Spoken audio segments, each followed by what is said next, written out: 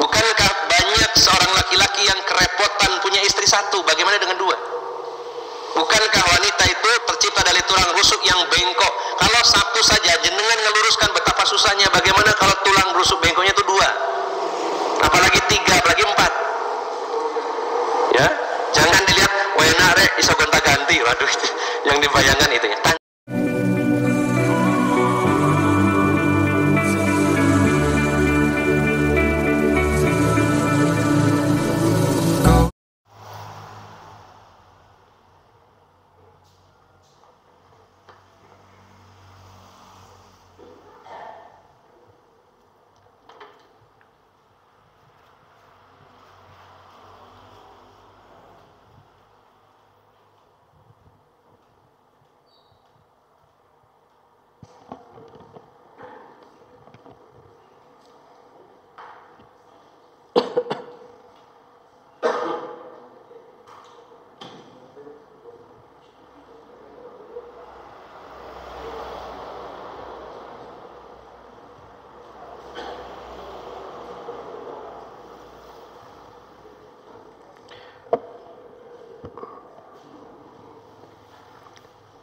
Bismillahirrahmanirrahim. Assalamualaikum warahmatullahi wabarakatuh.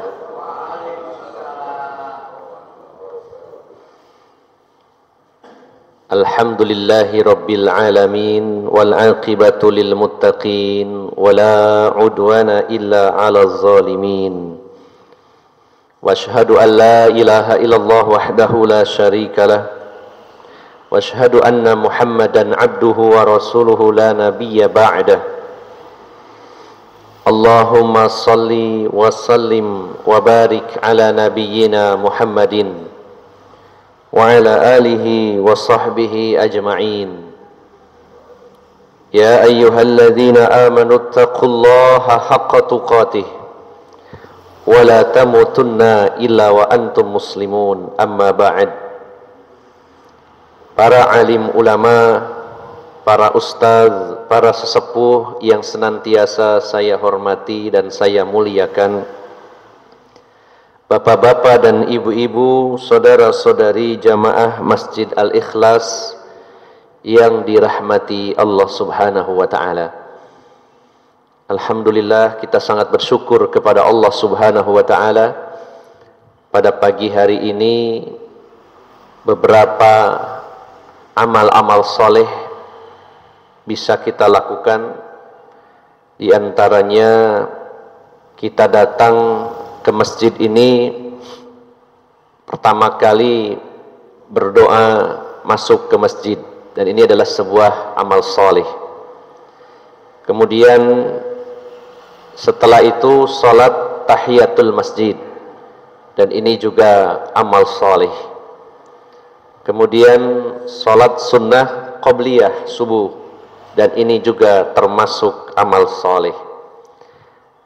Dan setelah itu kita melaksanakan salat subuh secara berjamaah, salat yang disaksikan oleh para malaikat Allah Subhanahu wa ta'ala, dan salat yang termasuk penyebab seorang hamba dimasukkan ke dalam surganya Allah Subhanahu wa ta'ala. Sebagaimana Rasulullah telah bersabda, man shalla al-bardaini dakhalal jannah.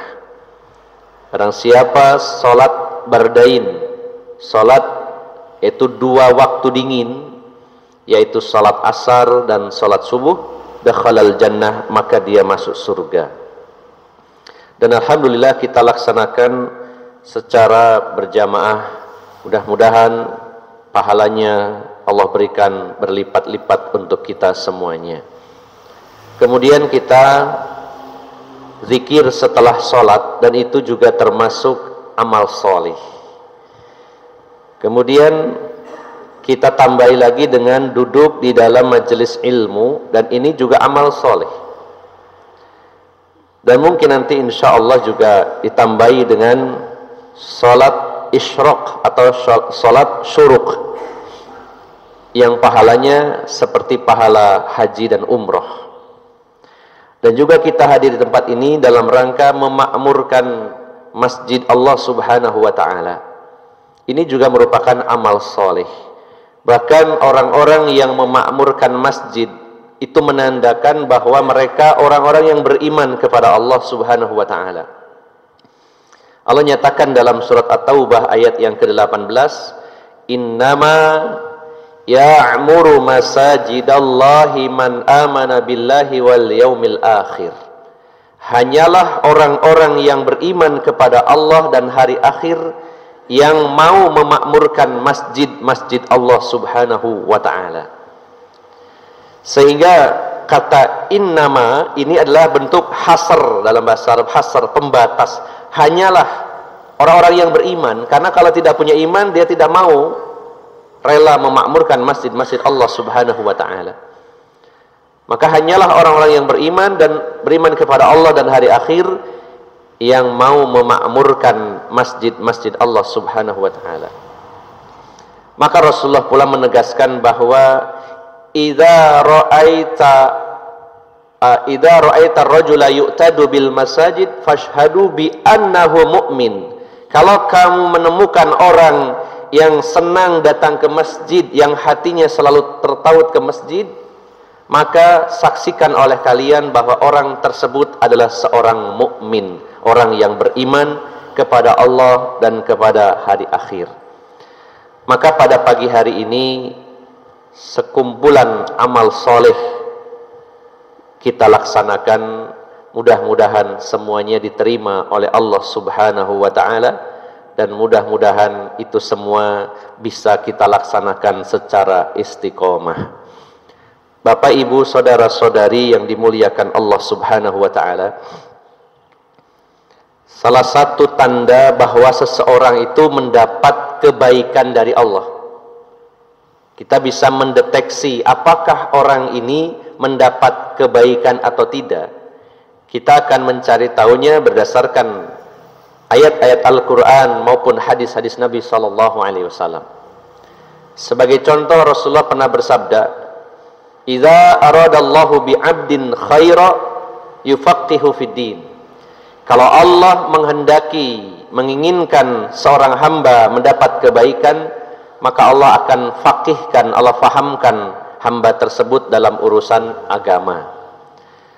Maka tanda bahwa Allah memberikan kebaikan kepada seseorang adalah ketika orang tersebut mendalam ilmu agamanya.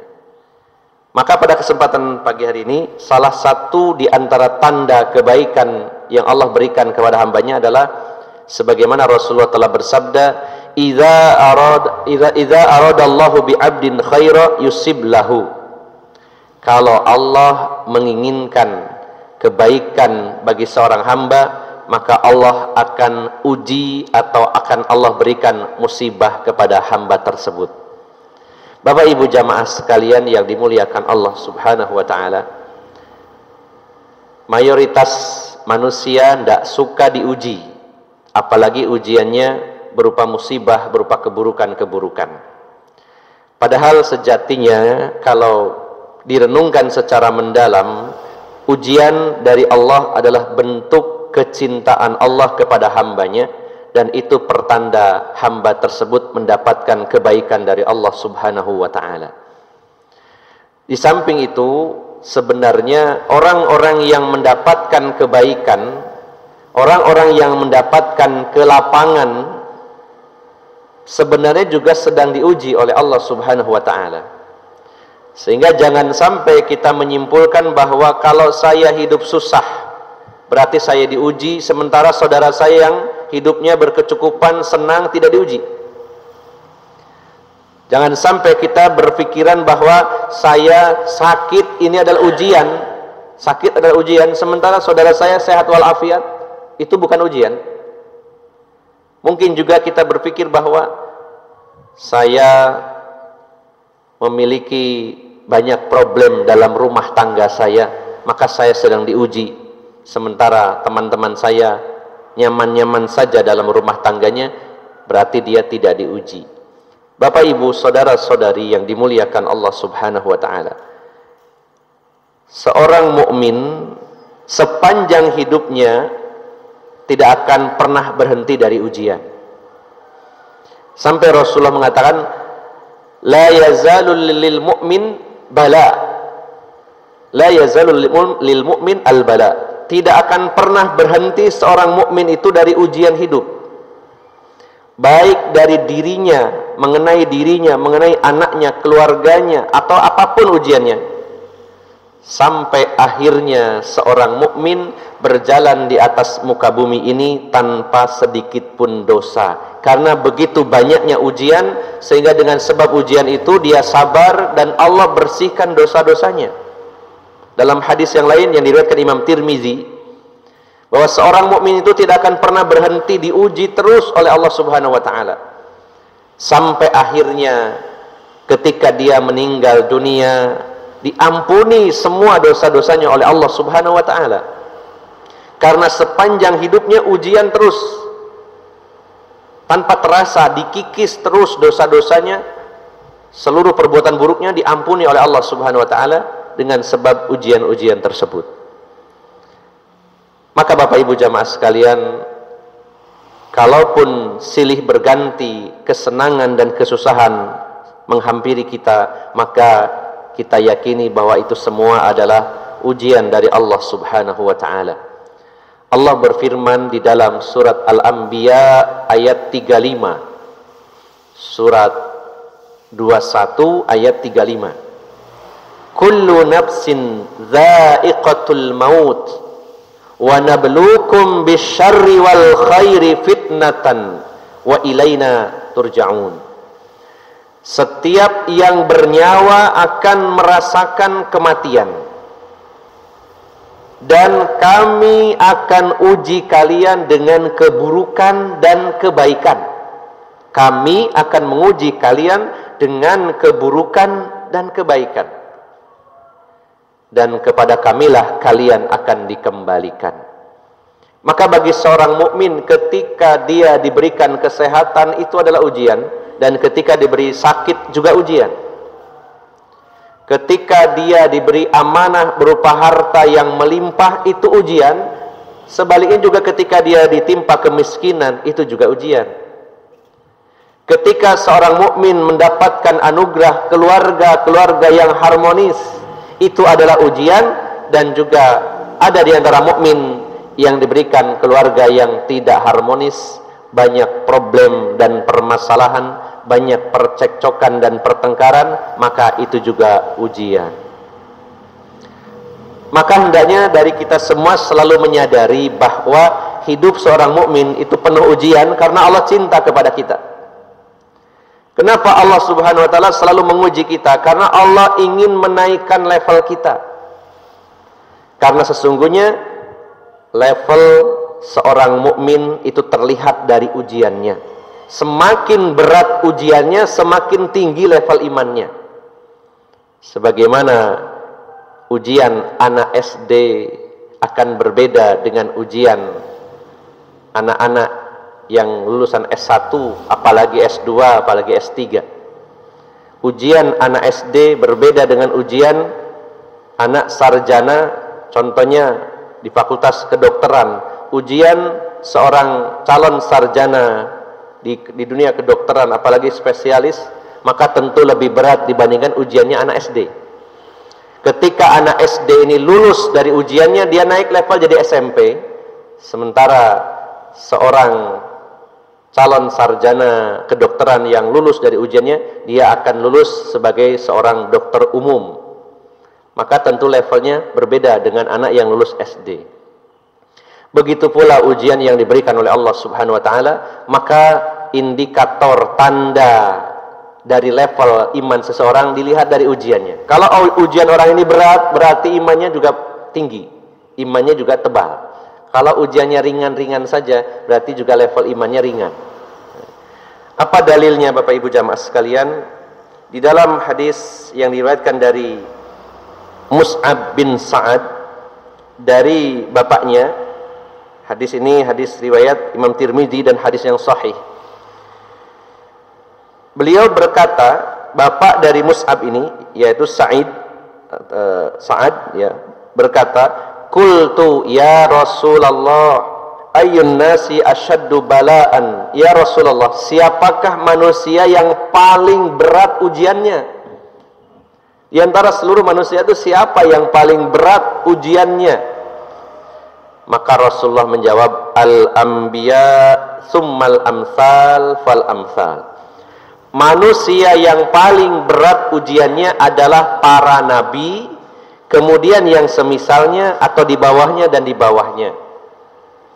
Maka ujian yang terberat adalah ujian para nabi, menunjukkan level keimanannya yang paling tinggi. Kemudian disusul dengan level orang-orang mulia setelah para nabi dan rasul. Maka begitulah urutan ujian yang Allah berikan. Ujian terberat Allah berikan kepada para nabi dan rasul, kemudian barulah orang-orang di level bawahnya. Maka Bapak Ibu jamaah sekalian yang dimuliakan Allah Subhanahu wa taala, coba kita perhatikan terutama Rasulullah Muhammad sallallahu alaihi wasallam. Beliau adalah seorang manusia yang menempati level tertinggi. Beliau manusia yang paling berkualitas yang pernah Allah ciptakan di muka bumi ini. Jangan kita bandingkan dengan manusia biasa, bandingkan dengan nabi-nabi yang lain. Ini bukan berarti hendak meremehkan para nabi yang lain, namun untuk mengukur betapa tingginya kualitas Rasulullah SAW dibandingkan manusia biasa, atau dibandingkan dengan para nabi, apalagi dengan manusia biasa. Sebagai perbandingan, yang pertama,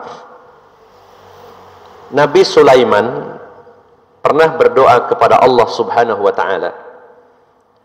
Sebagaimana tercantum dalam surat Shad ayat 35. Surat Shad ayat 35. Nabi Sulaiman berdoa kepada Allah, Rabbighfirli wa habli mulkan la yanbaghi li ahadin min ba'di innaka antal wahhab. Wahai Tuhanku, ampunilah dosa-dosaku dan anugerahkanlah kepadaku mulkan, kerajaan yang tidak akan pernah dimiliki oleh siapapun orang-orang setelah aku. Sesungguhnya Engkaulah yang maha pemberi, yang memberikan anugerah. Jadi Nabi Sulaiman meminta kepada Allah diberi kerajaan yang sangat besar, kekuasaan yang sangat kuat, yang besar, dan jangan pernah Allah berikan kepada orang lain, hanya beliau saja. Dan itu Allah kabulkan. Raja yang paling hebat, raja yang paling kaya, raja yang paling kuat adalah Raja Sulaiman, King Solomon kata orang-orang ahlu kitab. Bagaimana tidak, kekuasaannya luas, kekayaannya sangat fantastis, dan pasukannya bukan hanya dari kalangan bangsa manusia, tapi juga dari kalangan jin dan bangsa binatang. Bahkan sampai burung-burung pun bekerja dan mengabdi kepada Raja Sulaiman. Dan ini tidak pernah dilewati atau tidak pernah dilampaui oleh orang-orang selain beliau. Bahkan sampai ketika Rasulullah suatu ketika melaksanakan sholat dan beliau menjadi imam, tiba-tiba tangan Rasulullah SAW bergerak saat sholat seperti orang yang sedang mencekik sesuatu. Sedang sholat, Rasulullah bergerak. Kemudian selesai sholat, para sahabat bertanya, ya Rasulullah, apa yang telah Anda lakukan saat sholat tadi? Kami melihat Anda melakukan sesuatu. Maka Rasulullah mengatakan, saat saya sedang sholat, maka iblis datang menghampiriku untuk menggodaku. Maka aku cekik lehernya, ya, sehingga menjulur lidahnya dan terasa dingin di tanganku. Seandainya aku tidak ingat doanya Nabi Sulaiman, yaitu dalam surat Shad tadi ayat 35, maka sungguh aku akan ikat iblis ini di kota Madinah dan akan dijadikan mainan oleh anak-anak Madinah. Hanya aku ingat bahwa bangsa jin ditaklukkan oleh Nabi Sulaiman dan beliau berdoa jangan diberikan anugerah itu kepada orang lain setelahku, maka aku menghormati Nabi Sulaiman, aku lepaskan kembali. Dan ini dalam hadis yang sahih dicantumkan seperti itu.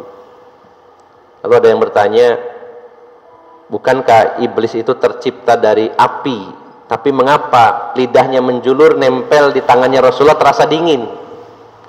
Terasa dingin. Bapak Ibu jamaah sekalian yang dimuliakan Allah Subhanahu wa taala, bahan baku asal itu tidak lantas memiliki sifat dengan barang jadi, ya. Bahan bakunya sifatnya seperti apa, kemudian dibentuk menjadi barang jadi, tidak selalu sama. Bukankah kita semuanya tercipta dari tanah, ya? Apakah juga hari ini seperti tanah sifat-sifatnya? Bahkan ada orang mengatakan kalau iblis, kalau jin itu tercipta dari api, berarti kalau dimasukkan neraka dia nggak kesakitan. Geni ketemu geni, gimana Pak? Geni ketemu geni ya nggak panas, akur. Ya panjenengan tercipta dari tanah, coba disawat ambil tanah, kepal-kepal di wajah kita dilempar kena mata, kira-kira sakit apa boten? Padahal kan podo-podo lemah, ya, sama sakit. Karena itu unsur penciptaannya, hasil akhirnya berbeda. Namun ini tidak perlu kita bahas. Pada intinya adalah poinnya bahwa Rasulullah pernah mencekik iblis dan ingin mengikatnya, dan itu bisa dilakukan dengan izin Allah. Namun Rasulullah tidak melakukannya. Ingat doanya Nabi Sulaiman yang meminta kepada Allah agar diberi kekuasaan dan jangan diberikan kepada orang lain setelahku. Menghormati Nabi Sulaiman dilepas. Ini Nabi Sulaiman minta kerajaan yang luas, penuh dengan kekayaan, dan memiliki pasukan yang sangat kuat dari kalangan bangsa manusia, jin dan binatang. Bagaimana dengan Rasulullah Sallallahu Alaihi Wasallam? Ya, dalam sebuah hadis ini tercantum dalam Mu'jamul Kabir Imam At-Tabrani, Rasulullah Sallallahu Alaihi Wasallam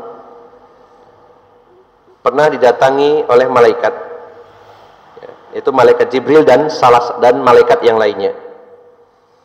Kana Ibnu Abbas yuhadditsu anna Allah arsala ila Nabi sallallahu alaihi wasallam malakan minal malaika ma'al malaki Jibril alaihi salam. Rasulullah pernah didatangi salah satu malaikat yang bersama malaikat Jibril mendatangi Rasulullah sallallahu alaihi wasallam. Maka malaikat yang menemani malaikat Jibril ini bertanya kepada Rasulullah, ya Muhammad, innallaha azza wa jalla yukhayyiruka baina an takuna nabiyan abdan au nabiyan malikan. Kata malaikat yang bersama malaikat Jibril, dia bertanya, wahai Muhammad, wahai Muhammad, sesungguhnya Allah memberi pilihan kepadamu dengan dua pilihan.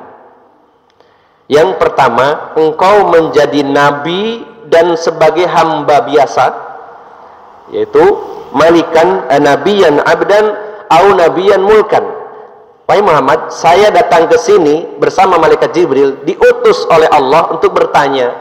Sesungguhnya Allah memberikan pilihan bagi engkau wahai Muhammad dengan dua pilihan. Menjadi nabi sekaligus hamba biasa atau nabi sekaligus raja.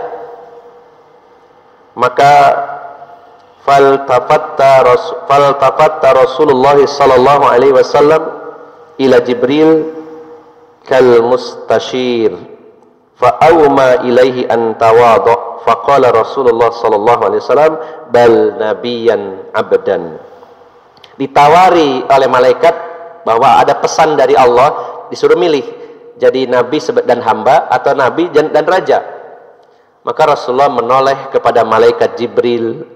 Kemudian malaikat Jibril memberi isyarat agar Rasulullah tawadu, merendahkan hati beliau. Lalu beliau menjawab, wahai malaikat, bal nabiyan abdan, saya memilih jadi seorang nabi dan hamba biasa. Diberi pilihan, Pak. Nabinya tetap, tapi pilihannya adalah nabi tapi hamba biasa atau nabi sebagai raja.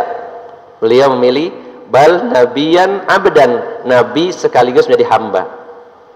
Maka ketika Rasulullah SAW dipanggil Sayyid, Sayyidina, Sayyiduna, beliau katakan, fakulu, katakanlah, ya, Abdullahi wa Rasuluh, hamba Allah dan utusannya. Hamba Allah dan utusannya. Ini menunjukkan kualitas Rasulullah Muhammad SAW. Yang pertama. Kemudian Bapak Ibu jamaah sekalian, yang kedua, ini contoh saja, bukan merendahkan nabi yang lain, namun akan kita ukur bagaimana kualitas Rasulullah dengan manusia biasa. Bahkan dengan para nabi yang lain pun beliau memiliki kualitas yang sangat tinggi. Contoh yang kedua, Nabi Nuh ketika berdakwah kepada kaumnya dan sedikit pengikutnya, sementara mayoritas membangkang terhadap dakwah Nabi Nuh. Apa yang diminta oleh Nabi Nuh kepada Allah Subhanahu wa taala? Di dalam surat Nuh ayat 26 dan 27, surat Nuh ayat 26 dan 27, Allah berfirman, "Wa qala Nuhur Rabbi la tazar 'alal ardi minal kafirina dayyara." Di ayat yang ke-26, "Wahai Tuhanku, janganlah engkau biarkan seorang pun di antara orang-orang kafir itu tinggal di atas bumi. Habisi mereka semuanya. Jangan pernah engkau tinggalkan seorang pun dari orang-orang kafir di atas muka bumi ini, ya Allah. Sungguhnya jika engkau biarkan mereka tinggal, niscaya mereka akan menyesatkan hamba-hambamu, dan mereka tidak akan melahirkan selain anak yang berbuat maksiat lagi kafir." Dakwah tidak diterima oleh mayoritas orang, dilecehkan, dihina, berdoa kepada Allah, "Ya Allah, jangan sisakan seorang pun orang kafir di atas muka bumi ini, habisi semuanya." Ini doa Nabi Nuh alaihissalam. Bagaimana yang dipanjatkan dari doa Rasulullah sallallahu alaihi wasallam ketika beliau datang ke Taif untuk berdakwah di sana. Beliau merasa dakwah di Mekah begitu berat, penolakan demi penolakan, bahkan permusuhan yang semakin kuat dari orang-orang Mekah, membuat Rasulullah berpikir sebaiknya saya dakwah ke tempat lain. Maka Taif yang jadi tempat tujuan beliau sallallahu alaihi wasallam. Dan mendengar Rasulullah berangkat ke Taif, maka Abu Jahal, dedengkotnya musyrikin Mekah, dia mengetahui keberangkatan Rasulullah sallallahu alaihi wasallam. Abu Jahal adalah seorang tokoh di Mekah yang sangat menentang dakwah Rasulullah sallallahu alaihi wasallam, dan salah satu sebabnya adalah karena Abu Jahal adalah produsen berhala. Dia punya pabrik Tuhan menurut mereka. Kalau dakwah Rasulullah ini sukses, bakal bangkrut usahanya. Siapa yang akan menyembah hasil produksi pabriknya kalau semuanya orang masuk Islam? Maka itu salah satu poin yang menyebabkan Abu Jahal sangat memusuhi dakwah Rasulullah sallallahu alaihi wasallam. Mengetahui Rasulullah akan berangkat ke Taif karena perjalanan cukup lama, 3 hari 3 malam, maka Abu Jahal dengan teman-temannya mendahului Rasulullah. Mungkin fasilitas kendaraannya lebih bagus. Kalau Rasulullah misalkan naik mobil Chery, nah ini pakai Fortuner, ya mungkin contohnya. Kalau sekarang jalur pakai tol, ya, supaya lebih cepat nyampe. Maka Abu Jahal dengan tokoh-tokoh yang lainnya nyampe lebih duluan ke Taif sebelum Rasulullah SAW. Dan dia datang dari rumah ke rumah, dari balai RT ke balai RT, balai RW, bahkan balai desa kalau sekarang, ke pasar-pasar. Abu Jahal mengumumkan bahwa sebentar lagi ada orang gila yang mau datang ke sini. Dia mengaku sebagai nabi dan ingin memindahkan agama kalian dari agama nenek moyang kalian menjadi agama yang dibawa oleh Muhammad. Kalau dia datang, usir oleh kalian, jangan diterima dakwahnya. Diprovokasi oleh Abu Jahal dan timnya sebelum Rasulullah SAW datang. Ketika Rasulullah SAW sampai di Taif, Abu Jahal sudah kembali ke Mekah.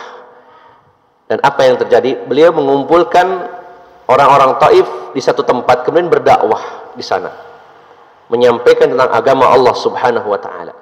Dan apa yang terjadi? Mereka mengusir Rasulullah SAW dengan sangat kerasnya. Bahkan ketika mereka menolak dakwah Rasulullah, Rasulullah mengatakan, kalau kalian tidak mau menerima dakwah saya, tidak masalah, izinkan saya kembali ke kampung halaman saya. Apa kata orang-orang Taif? enak saja kamu datang memprovokasi warga sini lalu pergi begitu saja, maka tidak bisa. Maka mereka mengambil batu-batu, mulai dari anak kecil sampai orang tua, mengambil batu dan melempari kakinya Rasulullah sallallahu alaihi wasallam. Setiap beliau melangkahkan kakinya, dilempari kaki beliau, melangkah lagi, dilempari lagi, sampai akhirnya darah bercucuran dengan derasnya membasahi sandal beliau. Berdarah-darah kaki beliau. Dengan susah payah beliau keluar dari kota Taif dalam kondisi yang sangat lelah, dikejar-kejar, dalam kondisi kakinya berdarah-darah, dalam keadaan drop, loyo yang luar biasa. Maka sesampainya keluar dari kota Taif, malaikat Jibril dan malaikat penjaga gunung tidak terima. Wahai Muhammad, engkau tinggal bilang iya, maka saya akan angkat gunung Abu Kubais yang besar itu, akan saya timpakan kepada orang-orang yang telah menghina engkau wahai Muhammad. Ya. Aku akan timpakan. Engkau tinggal bilang ya silakan, maka akan aku lakukan. Gunung itu akan aku angkat dan aku timpakan kepada penduduk Taif dan habis semuanya. Maka apa yang dikatakan Rasulullah sallallahu alaihi wasallam, jangan wahai malaikat, kalau pada hari ini mereka menolak dakwahku, aku berharap mungkin anak cucu mereka yang akan menerimanya. Maka setelah itu kedua malaikat tersebut pergi dan Rasulullah berdoa kepada Allah subhanahu wa ta'ala. Beliau berkata, ya Allah, harus kemana lagi aku melangkah? Ke Mekah dakwahku ditolak, dan di negeri ini, Taif ini juga aku ditolak. Ya, hanya belas kasih sayangmu ya Allah yang aku harapkan. Itu doa Rasulullah sallallahu alaihi wasallam. Dan tidak lama setelah itu salah satu penduduk Taif datang menyatakan masuk Islam ketika Rasulullah sudah di Madinah, dan itu adalah Abu Hurairah, seorang sahabat yang meriwayatkan hadis terbanyak di antara seluruh para sahabat Nabi sallallahu alaihi wasallam.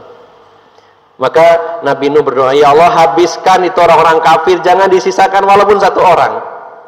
Kalau disisakan satu orang, mereka akan menyesatkan manusia, anak-anaknya nanti jadi ahli maksiat. Mending bersihkan saja semua orang-orang kafir yang ada di atas muka bumi ini.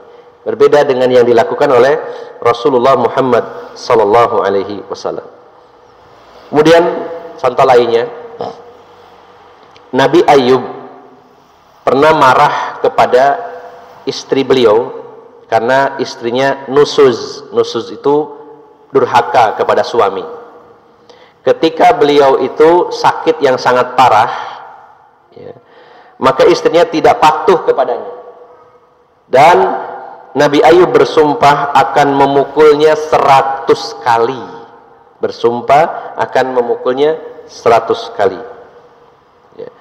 Setelah Nabi Ayub sembuh dan akan memukul istrinya 100 kali, maka Allah subhanahu wa ta'ala memerintahkan kepadanya, ikatlah 100 helai dari rumput, lalu pukullah dengan rumput itu untuk menggugurkan sumpahnya. Yang penting dipukul, tapi pukulnya dengan, ya mungkin sekarang alang-alang gitu. Cari alang-alang, diikat jadi 100, pukulkan. Nah, sudah selesai. Jadi Nabi Ayub bersumpah akan memukul istrinya 100 kali. Ya. Bagaimana sikap Rasulullah SAW ketika seluruh istri beliau nusuz, pernah membangkang kepada Rasulullah SAW? Istri-istri Rasulullah pernah menuntut kenaikan nafkah kepada Rasulullah SAW. Mereka mengatakan bahwa, wahai Rasulullah, para istri raja-raja itu hidupnya senang, mewah, ya, mereka bisa hidup bahagia dengan harta yang banyak. Sementara engkau pada hari ini banyak memiliki harta dari terutama rampasan perang dan lain-lainnya. Kami menuntut kenaikan nafkah. Maka Rasulullah SAW beliau marah, dan apa yang dilakukan beliau? Beliau tidak memukul istri-istri beliau, namun beliau memisahkan diri dari istri-istri beliau kurang lebih selama 29 hari, ada yang mengatakan 30 hari. Karena jumlah istri Rasulullah SAW adalah 9 plus 1, ya Maryam. Jadi 10, tapi yang 9 istri, yang 1 adalah wanita Rasulullah, dalam hal ini adalah budak wanita. Maka masing-masing diboikot 3 hari. Ya, nggak lama sudah 3 hari, karena ada dalam hadis yang lain bahwa tidak boleh mendiamkan seorang mukmin lebih dari 3 hari kalau dalam urusan-urusan dunia. Karena istri beliau itu 9 plus 1, yang 9 kali 3 27, maka yang satunya 2 hari. Ya, jadi 29 hari atau 30 hari ada dalam riwayat lain. Jadi sebenarnya bukan full 30 hari untuk semua istri, namun karena kasusnya adalah keluarga poligami. Ya, 3 hari tidak didatangi Rasulullah. Berikutnya harusnya istri kedua tidak didatangi juga, tidak dikasih jatah. Maka sampai genap 30 hari. Rasulullah diam. Rasulullah membangun sebuah tenda di dekat kandang unta beliau, dan beliau tidak pulang. Ya. Jadi tidak langsung dipukul, tidak diceraikan, tapi tidak digauli, tidak dikasih jatah waktu selama 30 hari. Dan setelah itu diberi tawaran oleh Rasulullah SAW, apakah kalian memilih kehidupan di dunia dan kemewahannya, maka akan aku turuti. Aku ceraikan kalian dan akan aku berikan apa yang menjadi keinginan kalian. Atau yang kedua, kalian hidup sederhana dan menjadi istrinya Rasulullah SAW. Maka mereka meminta maaf dan memilih lebih baik menjadi istri Rasulullah SAW walaupun hidupnya sederhana. Bapak Ibu jamaah sekalian yang dimuliakan Allah Subhanahu wa taala. Jadi masih banyak contoh-contoh lain betapa tingginya kualitas Rasulullah Muhammad sallallahu alaihi wasallam. Kemudian Bapak Ibu jamaah sekalian yang dimuliakan Allah Subhanahu wa taala, maka Rasulullah menempati level yang sangat tinggi, dan beliau adalah orang yang tertinggi level keimanannya. Dan ternyata memang ujian yang dialami Rasulullah sallallahu alaihi wasallam itu sangat berat dibandingkan dengan manusia yang lainnya. Di antara bentuk ujian Rasulullah sallallahu alaihi wasallam yang pertama, kalau kita pelajari bagaimana sisi kehidupan Rasulullah, mengapa Rasulullah itu kedudukannya sangat tinggi? Karena ujian beliau berat. Contoh ujian yang beliau rasakan, yang pertama, Rasulullah sallallahu alaihi wasallam jika sakit, terutama demam, maka sakitnya 2 kali lipat dengan sakit yang dialami oleh umatnya. Di dalam hadis yang diriwayatkan dari Abdullah bin Mas'ud radhiyallahu anhu, Abdullah bin Mas'ud pernah menjenguk Rasulullah Muhammad SAW ketika sedang sakit. Dan kata Ibnu Mas'ud, saya melihat sepertinya sakit yang dialami Rasul itu sangat parah. Maka aku berkata, ya Rasulullah, ya, innaka latu'aku wa'kan syadida. Wahai Rasulullah, sepertinya Anda sedang merasakan sakit yang sangat berat, wahai Rasulullah. Qala, maka Rasulullah menjawab, ajal inni au'aku kama yu'aka rajulani minkum. Kata Rasulullah, ya benar, karena sesungguhnya sakit yang aku rasakan itu 2 kali lipat beratnya sakit yang dialami oleh umatku. Kalau ada di antara umat Islam yang memiliki sakit yang parah, maka sakitnya itu Rasulullah 2 kalinya. 2 kali lipat dari sakit yang dialami oleh umatnya. Ini merupakan ujian Rasulullah SAW, dan beliau mengatakan, oleh karena itulah aku mendapatkan pahala 2 kali lipat dibandingkan pahala umatku yang sedang sakit dan dia sabar. Ini yang pertama Bapak Ibu jamaah sekalian. Ujian Rasulullah berupa sakit 2 kali lipat dibandingkan umatnya. Ujian yang kedua, beliau diuji dengan memiliki 9 istri. 9 istri. Wah, kan enak istrinya lebih dari 1. Kalau tidak percaya, jenengan tanyakan kepada orang yang istrinya 2. Ada nggak di sini? Kalau ada saya tanya ya. Nggak ada itu nggak ada ngaku.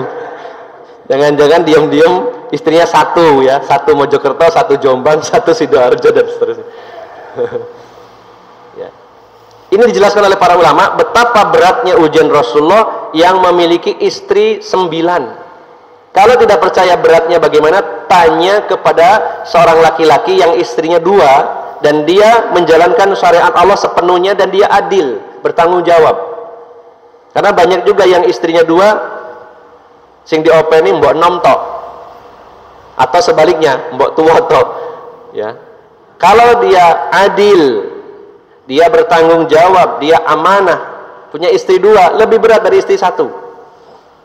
Bukankah banyak seorang laki-laki yang kerepotan punya istri 1, bagaimana dengan 2? Bukankah wanita itu tercipta dari tulang rusuk yang bengkok? Kalau 1 saja jenengan ngeluruskan betapa susahnya, bagaimana kalau tulang rusuk bengkoknya itu 2? Apalagi 3, apalagi 4. Ya, jangan dilihat enak rek iso gonta-ganti. Waduh, itu yang dibayangkan itunya. Tanggung jawabnya sangat besar di dunia maupun di akhirat. Setiap istri memiliki problem masing-masing.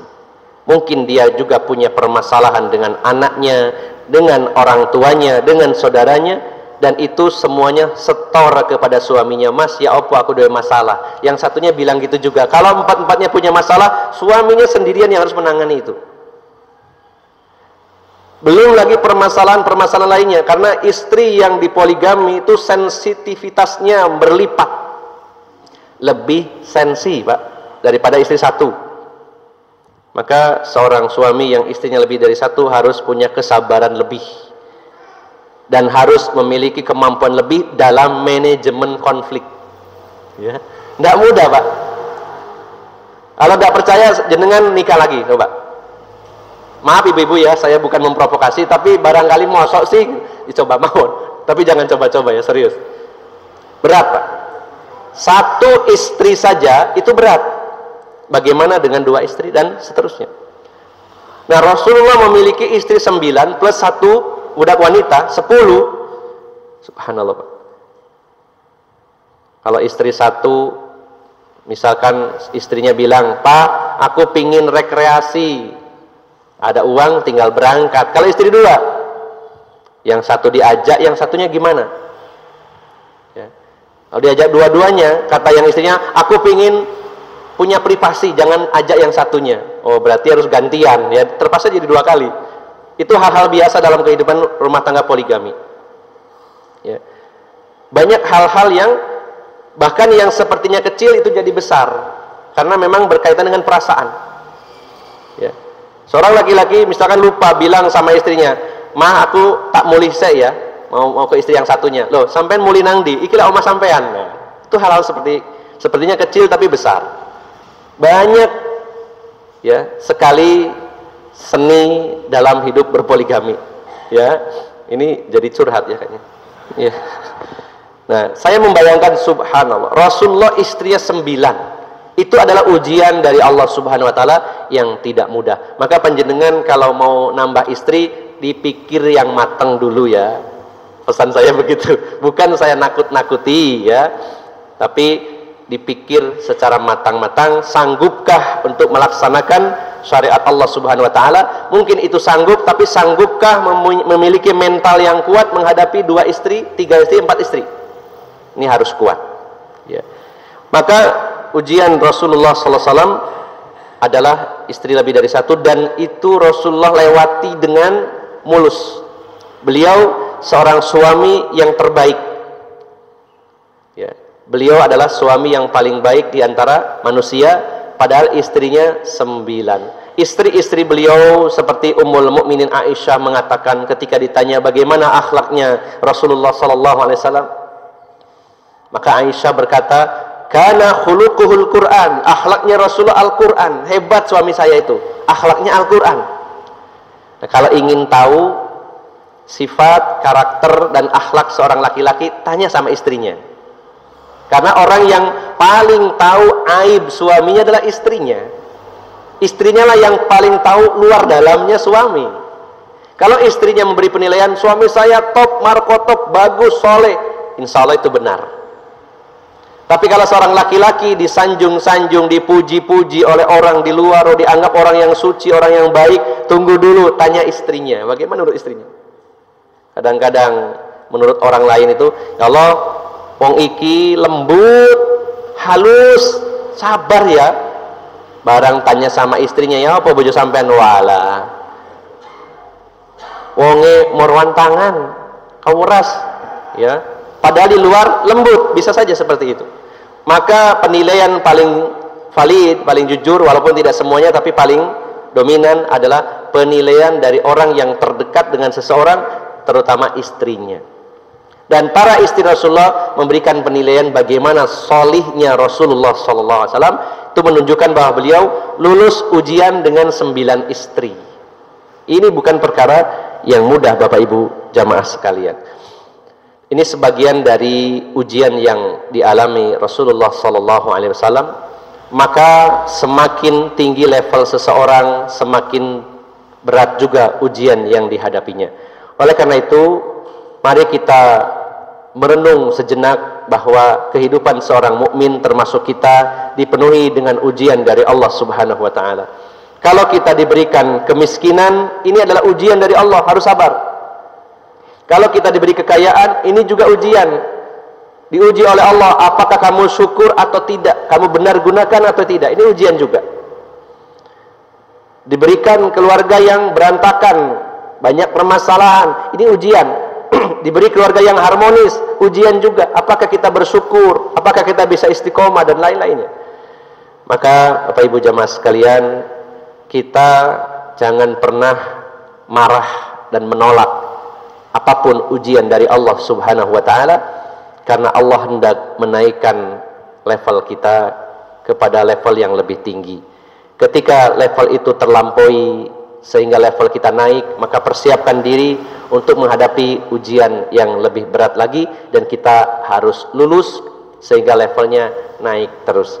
Harapannya Bapak Ibu jamaah sekalian, saat kita meninggal dunia, kita dalam keadaan bersih dari dosa-dosa ini karena banyaknya ujian yang Allah berikan kepada kita. Dan kita berharap saat kita meninggal dunia, disitulah kita saat berada di puncak tertinggi level keimanan kita selama kehidupan kita ini. Mudah-mudahan Allah senantiasa menggugurkan dosa-dosa dan kesalahan kita dengan ujian-ujian yang diberikannya. Mudah-mudahan kita selalu diberi kesabaran dalam menghadapi ujian-ujian dari Allah Subhanahu wa taala, dan semoga kita diberikan anugerah keimanan yang berada di level yang tertinggi dalam kehidupan kita semuanya. Demikian, semoga bermanfaat. Mohon maaf atas segala kekurangan. Aqulu qawli hadza wa astaghfirullah li wa lakum, wa akhiru da'wana anil hamdulillahi rabbil alamin. Wassalamu alaikum warahmatullahi wabarakatuh.